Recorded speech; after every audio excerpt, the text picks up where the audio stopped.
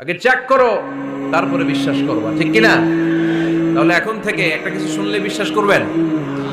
একজন এসে বলল, ভাইজান আপনার মেয়েরে দেখলাম আরেক ছেলের সাথে বাজারে ঘোরাফেরা করে, ওই রমনার বটমূলে দেখলাম আপনার মেয়ে আরেক ছেলেরে নিয়ে ফষ্টি নষ্টি করে। লোকের কথা বিশ্বাস করে বাসায় যে মেয়ের চুলের মধ্যে ধরে মাইর, আইজো মার কাইলো মাইর। এরকম হইতে পারে না? হয়তো ওই লোক আপনার মেয়ের মতো দেখতে আরেক মেয়েকে দেখছিল। এরকম হয় কিনা সমাজে? একজন এসে বললো, ভাই আপনি এখানে ভাবির তো দেখলাম ওই জায়গায় আরেক লোকের সাথে ঘোরাফেরা করতেছে, খবর রাখেন না বাসা? আপনি রেগে মেগে, ঘটনা কি? আমার খেয়ে আমার পরে আরেকজনের সাথে, যে এই বাড়িতে যে মাই, কোনো কথা নেই।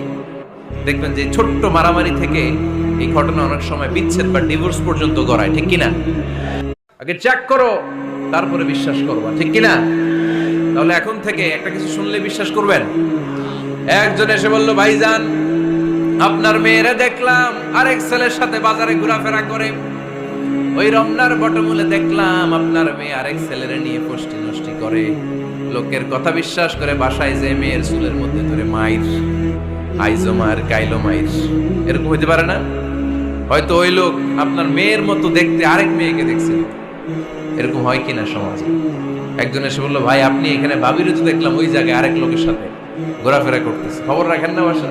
আপনি রেগে মেগে, ঘটনা কি? আমার খেয়ে আমার পরে আরেকজনের সাথে, যে এই বাড়িতে যে মাই, কোনো কথা নেই।